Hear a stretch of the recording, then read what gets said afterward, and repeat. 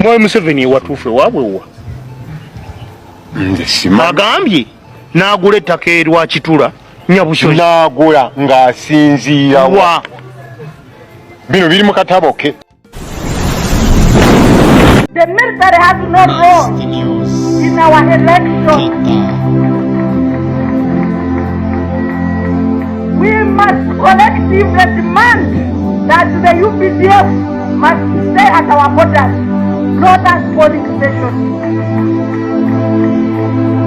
Yes, mawulire agakagwawo era ge tulina essaawa zino. Eggwanga erya America bamaze okuyingira butereevu mu nsonga ez'omukyala eyakwatibwa amanyikiddwa nga Sarah Birete oba Dr. Sarah Birete, ono nga ye Director for Center for Constitutional Governance. Kaakati nno ebitongole ebirwanyizi by'eddembe munda mu ggwanga erya America byakedde dda ku makya ampuliriza mu konvoyi okusitula ebitogi okulaga obutali bumativu n'okugezaako okulumba gavumenti munda mu ggwanga Uganda. Bino byonna nga bigenda mu maaso. Amawulire agava munda mu UPDF kaakati gano gongedde okubeera nga gatiisa. Mukwano gwange atuwuliriza waliwo okwawukanayawukana munda mu magye ag'eggwanga erya Uganda, agamu nga gagamba gakkiriza mu General Museveni, kyokka abamu nga bagamba neggulo nakkoledde akatambi nga bagamba bannansi mugende mulonde, bwe mumala okulonda temuva ku polling stations, ffe weetuli tujja kubeera nga tubakuuma. Kaakati no General Otafiire alangiridde okudda mu nsiko, ono alayidde n'agamba nti okusinza ku bigenda maaso General Muhoozi ngono nga yakulembera amagye munda mu ggwanga Uganda. Essaawa zino amagye engeri gatulugunyaamu abantu okubaliisa akakanja n'okubakooza akajiri, ono alayidde agambye nti akulira yenna amagye bino essaawa yonna ajja kubeera nga abyansalinga. Kaakati bino byonna nga bigenda mu maaso, waliwo ofiisa wa poliisi ono avuddeyo mu bukambwe n'ayogera ebyama byonna ebiri munda mu poliisi ey'eggwanga Uganda. Wabula ono ampuliza nga yakamala okubeera nga ata akaka n'ata n'ebyama. Kaakati nno ekibonerezo ekimwereddwa bazadde be bagenda kubeera nga battibwa kiri munda mu ggwanga Uganda. Saagala weerabire omukulu akuli abamu ku bavubuka abali bakola mu officers mu makomera amanyikiddwa nga Kopu Ampe, ono nga yali akola mu kkomera erimu. Kaakati nno ono yagoba mu basirikale bano abakola mu makomera oluvannyuma lw'okubeera nga yavaayo n'ategeeza ensi ebizibu byonna nkugambye ebyali bigenda maaso munda mu basirikale bano ab'amakomera. Era ono yatotola obulumi obuzibu ebiwonvu n'ebikko abantu bano bwe bayita. Ono n'ategeeza nti abakulu abali munda mu kitongole kino ekikuli abasirikale bakwasa empisa mu makomera kaakati nno balya buli nsimbi, naye ng'ebigendera byabwe babivaako dda n'omulimu omutuufu gwe balina okubeera nga bakola bano bagwerabira dda. Kaakati nno bino nga bigenda mu maaso, waliwo olutalo kafungulankete, era olutalo luno lumaze okubeera nga lweramba olujja. Olutalo wakati wa General Muhoozi Kainerugaba Beppo n'omukoddome Odrek Rwabogo, ono nga ye mwami eyawasa omuwala oba first daughter owa mwami Museveni. Okusinzira ku bigenda mu maaso munda mu lutalo luno kimaze okubeera nga kikakasibwa nti olutalo luno laba opposition bwegenda okubeera nga erufunamu. Jjukira nti olutalo luno terutandise kati, olutalo luno lwava mabega ddala era tuze tulukutegeezaako nga buli omu ajja asojja munne ku luwonzi, nga General Muhoozi alayirira omukulu ono Odrek Rwabogo nga bw'ali omubbi omuyitirivu ennyo ow'ebbaluwa alidde ensimbi z'Abannayuganda okulyenguza obukanuzi munda mu ggwanga Uganda nti Odrek Rwabogo ono mbu yabikulira. Kyokka nga ne Odrek Rwabogo agamba nti mukoddomi ono General Muhoozi Kainerugaba mbu ye muntu ali awo eyavaako edda, era mbu ne mu miitingi eza family ono tayitibwa, mbu bayita Odrek Rwabogo. Kaakati mbu kino kiruma nnyo General Muhoozi, kaakati lukimuviirako mbu okubeera nga atirimbula abantu n'okutulugunya Bannayuganda, era nga Odrek Rwabogo agamba nti ono essaawa ejja ajja kubisasulira ebikolobero byonna byazze ng'akola munda mu uniform eya UPDF. Kaakati bino ogenda bitegera mu bujjuvu ampuliriza. Wabula waliwo General omulala ampuliriza munda mu kibiina ekya NRM, ono avuddeyo buteesagga n'alumba Meja ow'amagye mu UPDF. Wabula nga sinabukubeera ng'era nkutuuseeyo vidiyo gimpera ekigalo ntandikireko wano bwe nti owulire nkomewo, kubanga nakutegeezezza nti munda mu ggwanga Uganda waliwo abantu bangi abaali mu kitongole kino ekya poliisi n'omuntu wa bulijjo.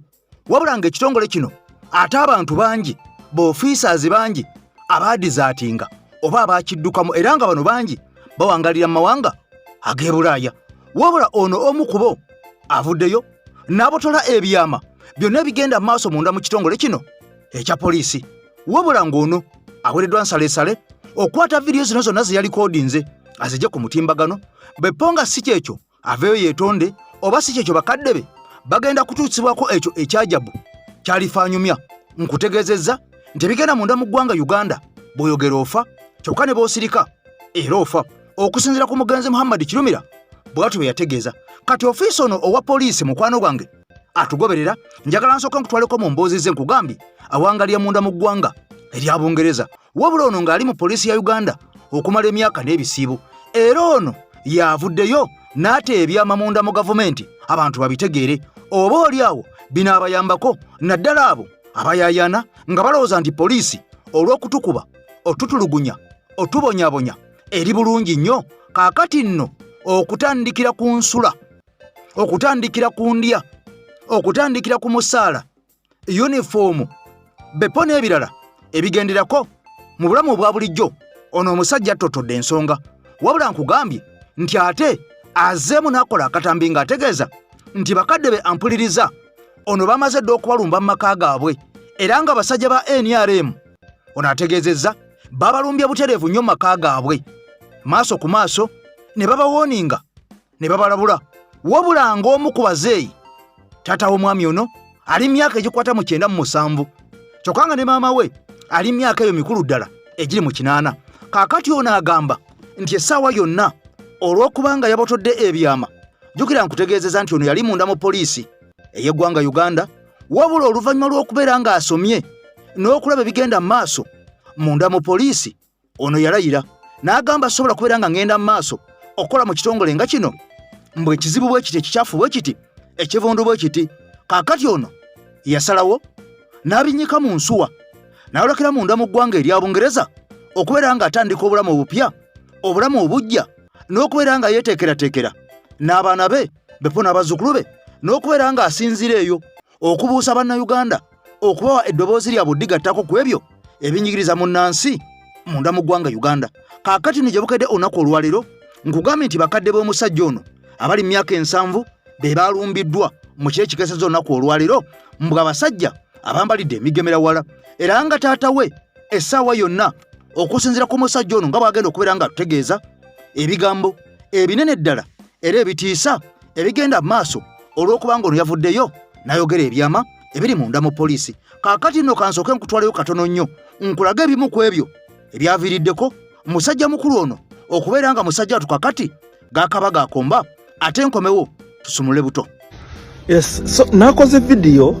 It was more of a testimony to tell the world what police officers go through the line of duty while serving the country, and I was just sharing a testimony so that people can know what really policemen go through.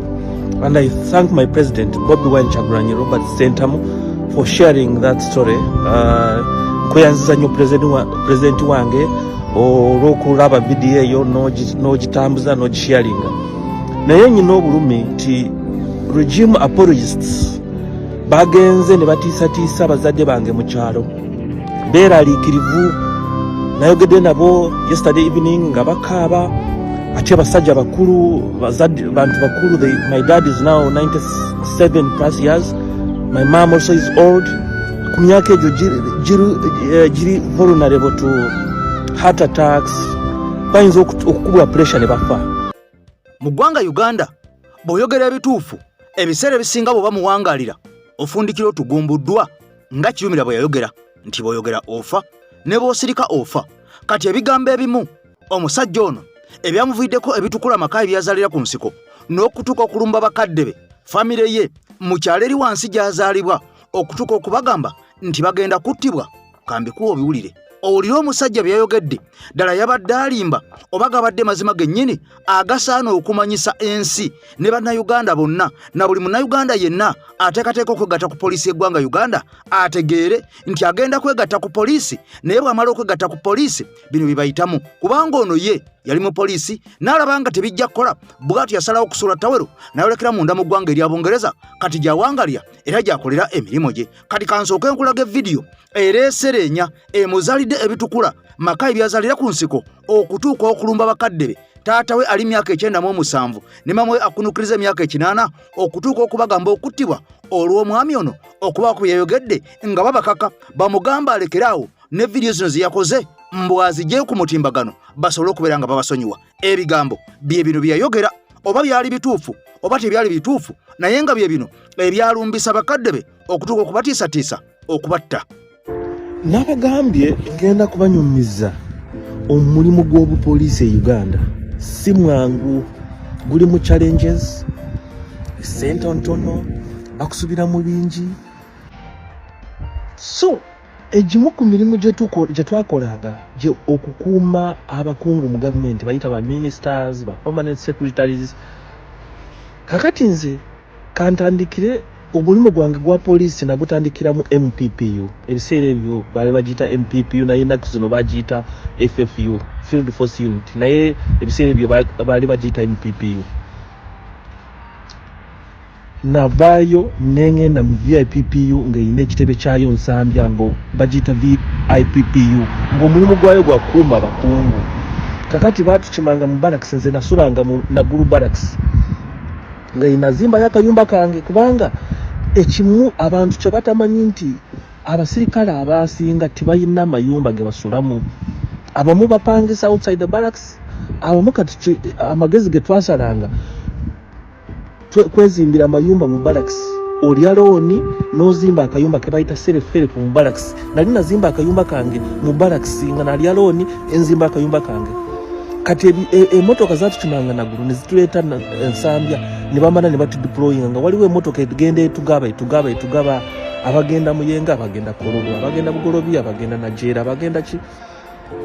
Kakati ngenda kubanyumiza nti waliwo abakunga abamu betwakoleranga mu bugubi nga tebateekamu kitiibwa omuntu gwe bayita omupoliisi, nga bamulaba nga Gasiya, okitegeera, nga bamulaba ng'ekyonziira. Ebyo bintu byebyo byamotivatinga ningamba Mukama nzigulirawo ekkubo guno omulimu nguviire. Babasasula bubi, musula bubi, naye ate nebemukolera tebabateekamu kitiibwa. Nze nzijukira waliwo minisita omu, saagala kumumenya erinnya, Mukama muwummuze emirembe, may his soul rest in peace. Yayita abaana be n'abayimiriza waggulu, ennyumba ye yali waggulu nga egeeti eri wansi, n'agamba mutabani we, n'agamba, my son, do you see those dogs down there? Mutabani we kwe kumugamba, n'agamba, Daddy, I'm not seeing dogs. N'agamba, are you not seeing those two policemen at the gate? Those are dogs. If you don't study hard, you will be like those dogs. Nakaba amaziga n'ingamba batandise okumpitemba. After 1 month, I went and enrolled at the university. I picked an admission, I enrolled at university. Ngamba kati balowooza abapoliisi tebasoma kwe kutuyitembwa. Bingi bye twasanga omukukuuma abanene. Waliwo omunene omwe naye yafa nga ye tayagala onywe ne ku mazzi ga taapu. Waliwo we twakuumanga ne beerabira okubawa emmere. Bakomawo ssaawa 6 ogw'ekiro ne bagamba twerabidde okubawa emmere. Naye nga bamanyi nti mwaze okukuuma ku geeti, be baba basaba mu bakuume nti beerabidde nti mulina okulya, beerabidde nti okubaleetera emmere. Oluusi twasulanga enjala mu residences z'abakulu abo abanene mu gavumenti. Temuyina bali waggulu, balina amasente, balya ssente, omupoliisi g'obakuuma osula wabweru, empewo, ensiri ne zikuluma, n'otandika okutambula ne mosquito repellent, n'otambula gloves, ensiri zirimo okuluma, ne mulwala omusujja because musula mu mpewo, mu nsiri zibaluma. Naye akugamba nti beerabidde okubaleetera emmere. Banange Mukama Katonda. Kati nga ebimu bwe twatwambulanga nabyo, ng'ogula sukaali oba kireemu n'ogitabula n'amajaani ng'ege eri mu kaveera, eri mu baagayo. Mukama bw'akuyamba mu residence eyo, ne musaba Mukama wamwe ne mugamba, Mukama waffe tusaba otugulireyo pakoleeta. Bw'abanga wakisa ng'abagulira pakoleeta. Bw'abanga tiwakisa nga mwesonda mu ssente mugula pakoleeta, mugiteeka mukuuma. Mutuukayo kwe kufumba chai munywe. Omukuba bwe twagenda nga batudeployinga, bw'olaba omudaala gwa chapati n'ogamba driver abavuga n'ogamba yimirira ngule chapati. N'obeera ng'olya chapati buli kiro omwaka gumu 2-3. ebizibu ebiri mu poliisi ya Uganda ntomoni bwe ndaba abantu abeegumya ng'omanyi birina mu challenges nalabye abantu yanze kati emitwalo nkaaga omwana ali mu Saudi Arabia ali mu Buwarabu afuna akakadde asobola okupangisa abapoliisi ne bamukuuma ng'akomawo onyirira naye bookolera bo bali waggulu mwe babaleka wansi challenges abaana bafama n'amalooni agenda mu Bayport oli mu Lesego n'agenda mu banka financial institutions nga waliwo abantu abamaze emyaka n'emyaka nga tebalabangako ATM zaabwe bazikwasa bamanerenda kubanga oyina ebyetaago school fees zeyongera right now omwana baby class ali mu 5,000 akasomera ka wansi wosomeseza omwana Minister ali waggulu wasomeseza omwana akatale kogenda mena kawana ngolina gulu ewawa minister wagenda oba okyali ku mudaala olamuza etooke minister najja nagamba munteremu enkota z'amatooke 10 n'agenda g'oli awo oli mu poliisi okyayegayirira omukazi ali mu mudaala akusalireko oshegera challenges ziri abaana basula mu bima barracks njagala ogende naguru ogende ensambi olaba abaana engeri gye basulamu abantu batandika okwezindira obuyumba mu mabarracks nga balya loona omwana alya loona neyezimbira akayumba ebyo byonna nga amaze okugenda mu university ensomye jukira nalina ekirowoozo kiri minister yatuyita embwa nti tukubanga yagamba mutabani we nti bw'obanga tosomye ojja kubeera ng'embwa ningamba kangende nsome namala okusoma ningamba what next ningamba mukama nzigulirawo ekkubo nsobole okugenda okunoonya future nze future bwema ntuuse mu nsi yonna nga future eganye at least noonye future y'abaana bange saagala kulaba abaana bange nga bayita mu bintu bye nayitamu mu residence z'abaminisita babasuza enjala empewu ensiri nga saagala kulaba omwana wange ayita mu bye nayitamu ningamba nja kugenda noonye future bwegamba noonye future y'abaana bange mukama abampeere mukisa munda mu ggwanga Uganda tolina kubeera ng'ovaayo oyogere amazima ago amatuufu nga bw'ogalabye era kyova olaba munda mu gavumenti eno eya Mwami Museveni bw'oba otunuulidde pasenteji y'Abannayuganda bwe baba nga boogera ku mwogezi w'amagye oba nga boogera ku mwogezi wa poliisi bye baboogerako birala nnyo okusinziira ku kiti bo oba mwe beetwalira. Bannayuganda bagamba nti buli muntu gwe bateekawo okwogerera poliisi ono aba alimba, ne gwe bateekawo okwogerera amagye naye abamulimba wa bbaluwa. Kaakati nno bo balowooza nti bwe boogera ne boogera kino ne boogera kiri, oba oluusi ku bibaddewo bannansi batwala ebyo, naye okusinziira ku ffe abali ku gurawundi wansi ekifaananyi ekiriyo kirala. Akulira poliisi mu kwogera oba omwogezi wa poliisi oba omwogezi w'amagye aga UPDF ebiseera bisinga bwe bavaayo ne babako statement ze bakola ku nsonga ez'enjawulo naddala ku ezo zigenda maaso munda mu ggwanga Uganda, bannansi basigala bagamba nti bano bakozesa bulimba bwereere era babatuuma bantu balimba abatalina mazima ade n'akamu n'akatono ge batuusa mu ggwanga Uganda, wabula nga bawoogera ebyo bye babatuma obutumi mbu okwogera. Era mulimu ne bannansi abalumiriza mbu bano bye boogera bibeera ku sikuriputi, so si eyo reality ebeera ku gurawundi. Ekyokulabirako mujjukira omusajja Enanga bwe yali akyayogerera poliisi, yavaawo n'ategeeza olunaku lumu amaka ga Pulezidenti Kyagulanyi Ssentamu bwe gaalumbibwa drone mu kiro Matumbi n'egyesiisira waggulu ku njuye mu Bwengula, era drone eno eya kamera yalwayo ebbanga. Kakati Mwami Enanga yategeeza nti Mwami Kyagulanyi yalaba emmunyenye n'agiyita drone. Kati ebigenda maaso munda mu State House olutalo kafungula nkete, sooka oluwulireko nkomewo. Waliwo olutalo olugenda maaso mu first family ya President Museveni wakati mu bo bennyini naye olutalo luno mbadde ndulawo nga ndulaba ne ngamba bino biggweerawo ate no luyinza okumaliriza nga gye luggweera ng'ate abannuupo baba opposition be balufunyeemu. Katuwuliriza, waliwo olutalo wakati wa Lwaboogo Odreke Rwabogo ono ye mwami wa muwala wa President Museveni second born second daughter we gwe bayita Patience Kokundeka kati alinako nerya Rwabogo bawe.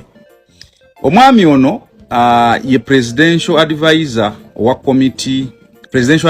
Committee of Exports and Industrial Development yakwasaganya ebyo. Waliwo MP wa NRM MP we Kasambya Daudi Kabando ba David Kabanda atenga ye Secretary General wa PRU atera ye Deputy Spokesperson wa PRU Kisinde kya Muhoozi atenga close friend nnyo wa General Muhoozi yavuddeyo n'atweetinga eggulo yagenze ku Twitter n'atweetinga ulidiza bulungi emboozi eno n'atweetinga ku Rwabogo n'agamba someone should inform Rwabogo that taking failed politicians like him to Muzei to tarnish our names can't save him. He will account for all the funds he has stolen from the government with impunity. Nasembayo ngagamba he is a thief. Nkisomye mu Luzungu lwenjagala mwenna mutegeere. Naye yabadde agamba nti omuntu omu ategeeze Rwabogo oli gwe nkugamba mbu okutwala ba politician abagwa oba abafairinga ebyobufuzi abakona mu byobufuzi nga ye ewa Museveni gwe bayita Muzeeyi okwonoona amanya gaffe yagambye awa simai yagambye awa amanya gaffe kitegeeza ye ayina n'abalala bayogerera n'agambye deputy spokesperson wa PRU tekijja kumuyamba n'agamba he will account for all the funds he has stolen from the government with impunity. Sente zonna zabye mu government yeno ajja kuzisasulira ajja kubeera accountable ajja kukwatibwako n'omukono ogw'ekyuma. Yamaliriza agamba he is a thief mubbi. Bino ebigambo byono tebyawukanye n'ebigambo General MK yennyini omuko direct muko kubanga ono si wa family eyo wabula ayogerera omuko kati omuko yennyini ebigambo bino byennyini yali ayogeddeko mu 24 August ngenaku z'omwezi 16. General MK ya tweetinga ko mumanyize Twitter master ku X na tweetinga ku Rwabogo n'agamba he is the biggest thief in Uganda. Nono yamuyise he is a thief mu 24 August 16 ne General MK yakimwogerako. Owuliriza bulungi njagala omale video eno ogenda manya ensonga lwaki bino byonna weebiri. Era ne mu 24 ngaggwakawo mu December General MK yavayo n'akushoninga amaanyi gono authority ye ne yeebuuza just presidential advisor okubeera nga baminister bangi abamu reporting ira bikinga yeebuuza ono amaanyi yagajjawo agamupika ng'omuntu. Mu May wa 2025 guno gwennyini gwe tulimu mbu balina family gathering gye baaliko nga Rwabogo waali ne basista ba Muhoozi ne Muhoozi nga waali mbuono n'avayo n'amukonfrontinga n'amulumba Rwabogo n'alumba Muhoozi mbu ng'agezaako okumunenya olwa military abductions okuwamba abantu kwabadde ng'akola. Era yanokola erinnya lya politician omu n'agamba opposition figure omu lwaki abawamba n'abatwala mu basement n'abakuba emigo n'ebirala era baavaawo nga bubi. Buliriza bulungi kakati jjukira ono Rwabogo bamuwaako ku ssente obuwumbi 37 nenge kyamuweesa ssente zino mbw agenda kunoonya katale kammwanyi emitala w'amayanja. Kakati parliament yavaayo neekuba emmeeza negamba zino ssente tekibangawo parliament kwata ssente neziwa omuntu ali private nga Rwabogo mbw agenda anoonye akatale k'emmwanyi n'ebirala ebifaanana ng'ebyo nga balaba ssente nnyingi kyagenda ozikozesa tekitegeerekeka bulungi ate nga tebalina nangeri gye basobolamu accountinga because beewuunyaamu naye nga bamuwadde billion 37 zino n'agenda n'akolako zi trade hubs e London, Lagos, e Guangzhou mu China, n'agenda mu America eyo mu Atlanta n'agezaako okukola trade hub ezo mbw atunda mmwanyi yaffe wano naye nga ssente bagamba mpitirivu. Era waliwo n'allegations z'obuwumbi 76 obwabula naye nga zaali era nazo mbu zaali za coffee export promotion promotinga kufulumya mmwanyi mu bweru. Bagamba kyovula baba muneeminga nti musajja oyo mubbi nnyo naye bino biri wakati wa bafamily omuko abako babiri bebeetwala. Lwaki bino byonna weebiri? Ekisooka waliwo succession rivalry, waliwo okulowooza nti buli omu yayinza okusikira President Museveni. Yes, oyo Lwabogo gwolaba mu busirise we tayogera nnyo, naye abantu abasinga bagamba mbu olw'okuba ali intellectual musirise, engeri gy'akolamu ebintu byembu ya kidiplomaati bikiyeewa ekitiibwa, mbu abamu bamulabanga potential successor wa President Museveni. Ate kino kinyiiza Muhoozi naye yeerabanga potential successor. Naye mbu abamu abaagala Lwabogo mbu Muhoozi tebamwagala olw'engeri gy'akolamu ebintu byeri controversial. Beera ku X avaayo na kugamba comments ezo zaakola. Metal abduction zimbona ali mu basement ayiga Lunyankole na bichimbo abasinga bo balabanga si potential successor. Kati abamu ku bo balabanga Lwabogo, kino kyo kiteekawo embeera. Then waliwo ne internal family rifts, mulimu enjawukana wakati mu ba family. Lwabogo engeri ke yawasa mwala wa Janet First Lady, kati bagamba mbu waliwo okwawukana. First Lady ne bawalabe mbu bo bali kusaidia Lwabogo, kate MK mbu ibo tebamulabawo, kati agirabanga betrayo MK mbu neno video naye era mwino bimanya kyekimpisa analyst. Then waliwo kye tuyita institutional overlap. Ono Muhoozi questioninga influence ya Lwabogo. Lwabogo talina position ya amaanyi eri awo gy'alina, naye alabanga alina amaanyi mangi, sente bamuwa nnyingi, baminister bangi abali under ye, kyokka talina, omanyi omuntu nga talina position ya amaanyi gy'alina naye ng'olaba alina amaanyi mangi, alina influence ya amaanyi mu government. Kakati ekyo kya institutional overlap ekyo nakyo kireetawo embeera eno. Kati waliwo n'enjawulo mu ideological difference. Bano buli omu alina enjawulo mu ngeri gy'akolamu ebintu bye.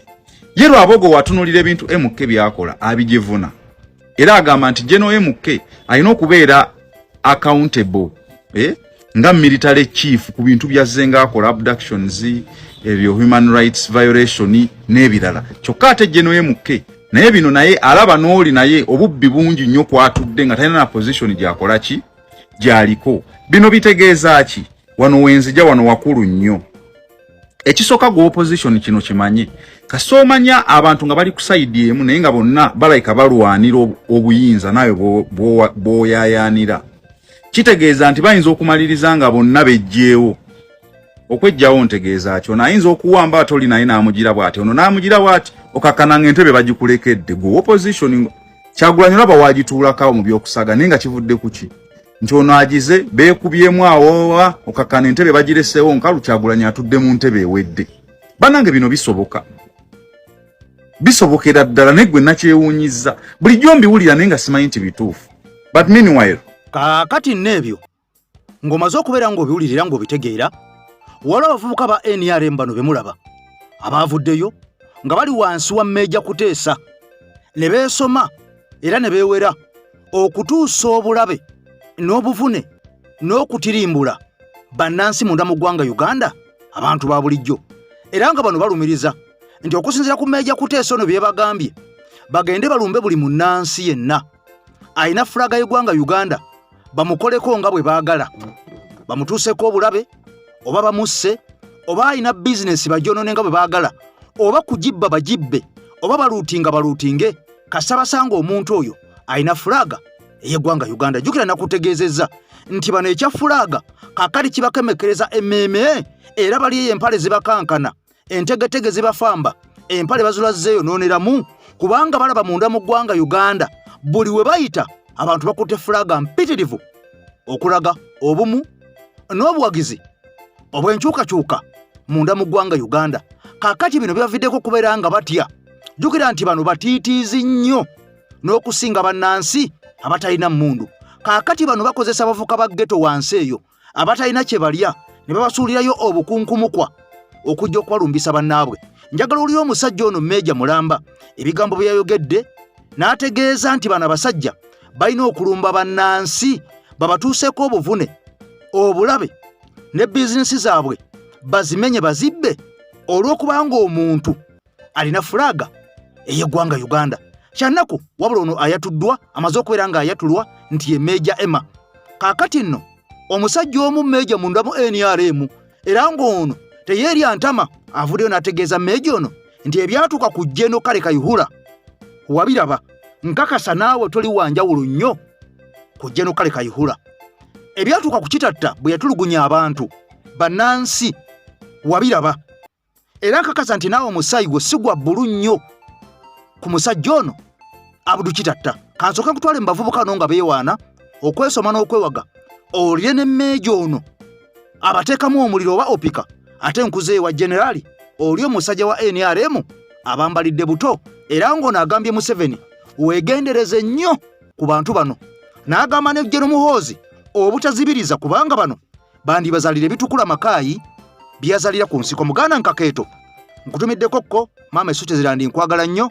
Nsaba Mukama Katonda akusuuse obulwadde obukusumbuwa. Bepone taata amwenyegenyege. Wulira ebigambo bibino. Okutandika enkya ssaawa 6 abakuba fireworks byalina fulaga tugenda kufumba.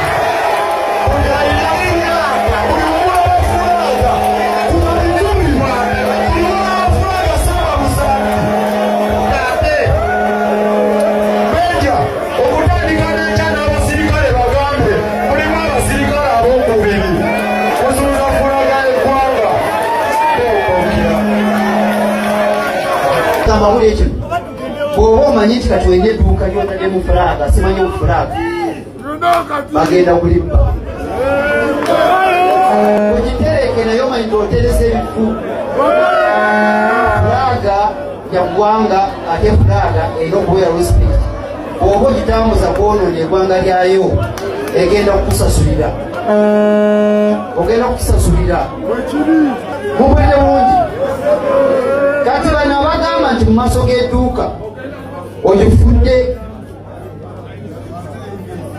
ofiisi ekyo gyana okusanga ne ofiisi ewagikuddewo.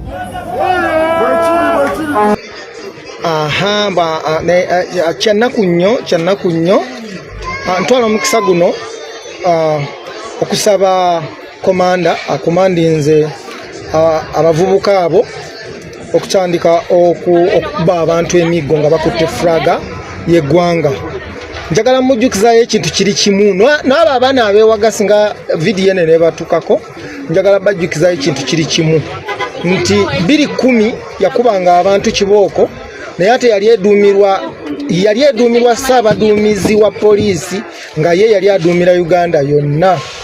Mumumanyi bulungi eyali Gen. Kayihura. Naye ono kyemmanyi omukulu ono simanyi ddala lyaliko meja mpulira bamuyita oba meja Emobaani. N'ekyo kikyamu. Ebyo ebintu mwandibadde mubikola nga mwambuddemu uniform ya NRM. Ebyo ebintu mwandibadde mubikola nga mwambuddemu uniform ya NRM. Si mmwe mwekka bamobilize abali ku ground.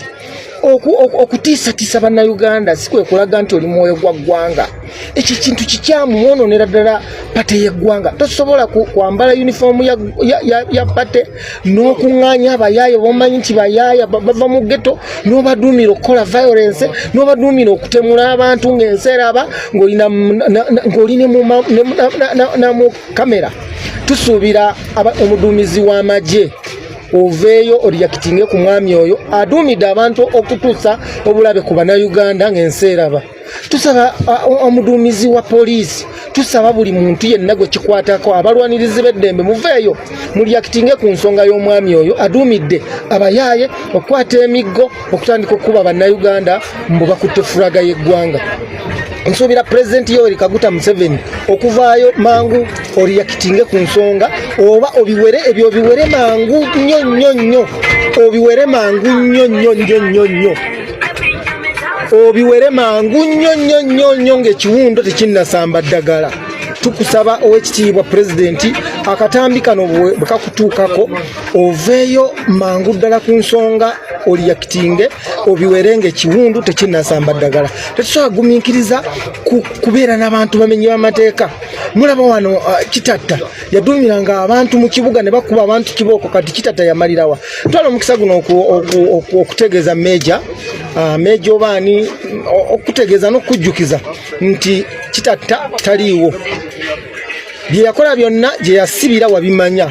oyinza obutaba wankizo nnyo ku balala abazze bakola effujjo ne bamalira mu makomera ate n'ekirala Uganda yaffe bwe bange nga ddala kituufu etambulira ku mutendera ogw'amateeka omwami oyo nsuubira tebamuyite mu kakiiko akakwasisa empisa mu magye wange ekyo kyakoze kya butemu kya butujju kya bulabe eri bannayuganda kulwa Katonda n'ensi yange.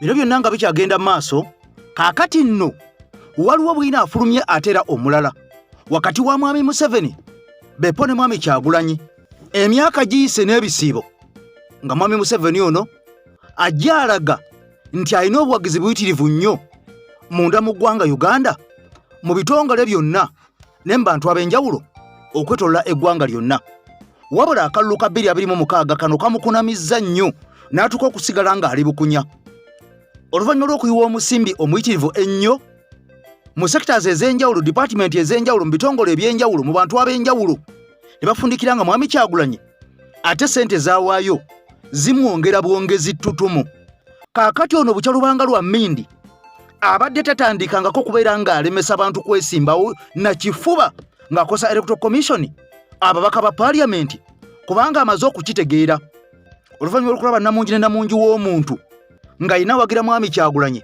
kaakati bwina afulumye ng'alaga nti mwami Museveni kibatandise okukola kwe kukozesa amaanyi okukozesa ekifuba abantu abo beesimbyewo okubajjamu n'amaanyi nga babawagabuwaza kifuba okubeera nga babawanduukulula nga bakozesa enkozesa yonna oba electoral commission oba magye oba kubalemesa kwesimbawo oba kubawamba oba kubawaayiriza nti tebaasoma kaakati basazeewo bikozesa era okusinziira ku bwina alaga nti bwe tunamala okubeera nga tulonda abaka abanaalondebwa waliwo abagenda okubeera nga baggyibwayo nga bakozesa ekooti bano nga bagamba nti baayitawo nga babbye bubbi bululu baayitawo nga bakubye kampeyini mu biseera eby'okulonda kigambibwa nti okusinziira ku bigenda mu maaso kino mwami Museveni kyalabye abadde takirabangako bukyabeera munda mu ggwanga Uganda era mu bulamu bwe omuntu gw'akyasinza okwevuma n'okwekokkola ye mwami Kyagulanyi olw'okuvayo n'abuusa abavubuka ensi yonna nebeera ngeri against mwami Museveni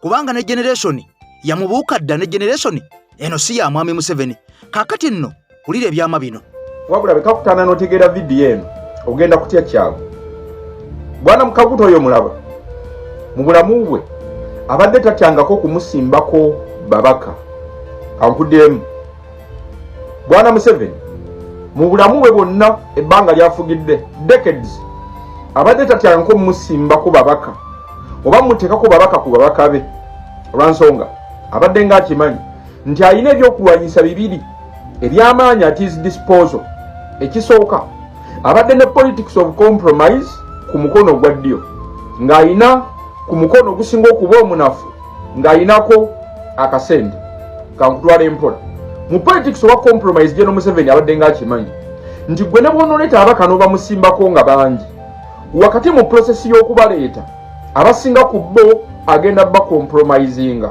tugenda ofubutuka okulonda nga mu kibiina kyo ky'ozimbye alinamu ababaka kyakubiri abo batasobodde kutuukirira bifo akalulu General Museveni ye yakizimba ng'abatuukirira after akalulu no wonder walaba ng'ebibiina bingi ebiri ku ludda oluvuganya gavumenti ng'olaba ababaka bali inactive ababaka participating mu programs na activities za kibiina lwansonga mu politics wa compromise wa General Museveni abadde alinga nzirugaze ng'afiidingira mu political parties munda General Museveni mu njogera ennyangu abadde nsanga birime ndiira ku musiri nze ndiira ku muti nga kyakola nga yegwe Dr. Kizza Besigye ng'omaze okuzimba abakabo nga bangi ekyokugeza ng'omaze okuzimba Tayebwa ne Anita Amongi General Museveni kyakola abaliira munda in the end wakati nga gwozimbye ababaka General Museveni ngajja abatwala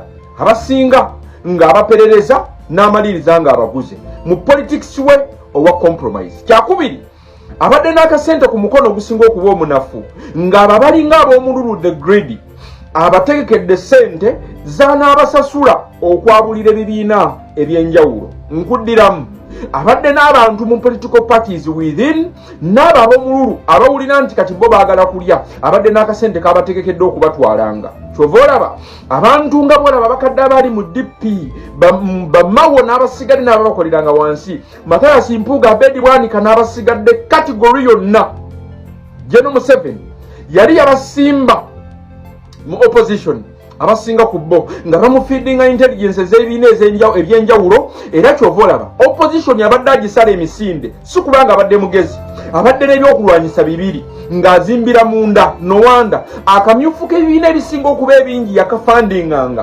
ng'ebibiina bigenda okumaliriza okufuna ababaka ng'alinamu ababaka be mu politics owa compromise ne politics owaabo abaalina omululu okwewaayo ng'ebigulibwa Kyagulanyi ng'ajja ku ssiini yategeera game eno yategeera bwana Museveni bw'abadde anafuja revolution ng'agula abo abadde bakulembera revolution abantu be beesiga n'abazza ku sayidi ye bw'atyo n'asala opposition emisinde era bw'atyo ebiina bw'abadde ajja abinafuya Robert Kyagulanyi Ssentamu ng'amaze okutegeera game ya General Museveni yafulipingamu ku politics katono teweerabye ebiina ne politics wa Uganda abadde yazimbibwa ku personalities nga munnabyabufuzi w'amaanyi mu kibiina obaolyawo n'okusinga ekibiina kyakubiri ng'abantu batwala munnabyabufuzi nga yabategeerera era munnabyabufuzi yabadde ategeerera abantu back in then nga Kyagulanyi najja ku political scene kasita Kyagulanyi ajja ku political scene n'amanya gemu ya General Museveni bwekola politics wa compromise n'akasente gemu yagifilipinga atya bwati yatandika okuzimba ekibiina nga kyamaanyi okusinga munnabyabufuzi yazimba omusingi gwa politics nga guli ku bantu politics yali owa individualism nga munnabyabufuzi w'amaanyi okusinga ekibiina Robert Kyagulanyi Ssentamu yafulipinga mu kaadi katono n'azimba abalonzi nga bamaanyi okusinga munnabyabufuzi atya luli munnabyabufuzi yalinga w'amaanyi okusinga ekibiina era nga w'amaanyi nga yategerera n'abaamulonda okumutuusa be baamuteeka Robert Kyagulanyi Ssentamu yafulipingamu gemu eno katono atya yakwata amaanyi gonna n'agazzayo mu bantu ng'abantu basalawo ku ki gwe baalonda kyagenda okusalawo okukola kyagenda okukola era nga bamakinga sure nti munnabyabufuzi yenna atatambulira ku puroguramu zaabwe munnabyabufuzi atatambula nga we bagambye waliwo consequences ezimutuukako singa kamutanda n'abalyamu olukwe back then in the politics of owa Uganda ow'ebibiina ebyenjawulo munnabyabufuzi yakola nga kyayagala n'asala n'ava mu kibiina kino n'alya enkwenga bw'ayagala nga tewali consequences nga tewali bimutuukako nga tafuna public humiliation nga taluuzinga kifo kye kyabwa MP ng'atambulanga bw'ayagala lwa nsonga baali bazimba amannya gaabwe nga bamaanyi n'okusinga political parties gye baabeeranga tebaalabanga consequences z'abatuukangako nga bakoze decision ezimalamu abantu amaanyi Robert Kyagulanyi Ssentamu ng'azze ku ssiini yakyusaamu katono gemu eno agikyusa atya nti munnabyabufuzi yamuteeka ku pressure nga bekakutana n'olyamu abantu olukwe gwabiriwo consequences ezijja public humiliation okuluzinga ekifo kyo permanently oba layikira okukiruzinga kyakubiri bw'atyo bwe yakifuula ekizibu ennyo Museveni okufuna baagula n'okumakinga sure nti batono nnyo abeewaayo ng'ebyokugulibwa eri General Museveni mu bufunze in a shortest period of time Robert Kyagulanyi Ssentamu abadde amaze okukakasa nti gemu General Museveni kwabadde afeeding ebbanga lyonna politics of compromise ne politics wabo abeewaayo ng'ebyokugulibwa the buyout and the sellouts akutte gemu eyo n'agitematema in the shortest period of time nti kituusa akaseera nga General Museveni sente ze tezikyasobola kumuyamba lwaki bwe bategereza ebyobufuzi ennaku zino General Museveni takyakkiriza kibiina kya National Unity Platform kuzimba babaka kubanga akimanyi omubaka bw'ayitira ku stage eno n'alondebwa abantu agenda kubeera accountable eri abantu tokyasobola kumugula na busente tokyasobola kumuperereza kubanga NUP etadde abaka ku pressure ng'omubaka obudde buno atokukola ekintu kyonna ekyekisiru ekiri against the will of the people nti Kyagulanyi yafulipinga kaadi luli baali bannabyabufuzi waggulu obudde buno bannayuganda bali waggulu bannabyabufuzi be bali wansi back then into the politics of this our country nga Robert Kyagulanyi Ssentamu tanajja ku ssiini kyabeeranga kitya munnabyabufuzi yabeeranga wano nga yategeerera Kyagulanyi kasita yayingira gemu eno yafulipingamu katono bannansi ne badda wano munnabyabufuzi nadda wano General Museveni awe ya losing amaanyi sente we ya losing value nti we yali takyasobola kutuukirira abantu kufuna baagula kasita sente za Museveni zafuuse useful kati making sure nti ababaka abasinga abatuukirira before nga tebannazimbibwa bantu kubanga akimanyi tosobola kufunayo mubaka obudde buno gwosobola kugula after 2026 lwa nsonga bagenda kubeera accountable eri abantu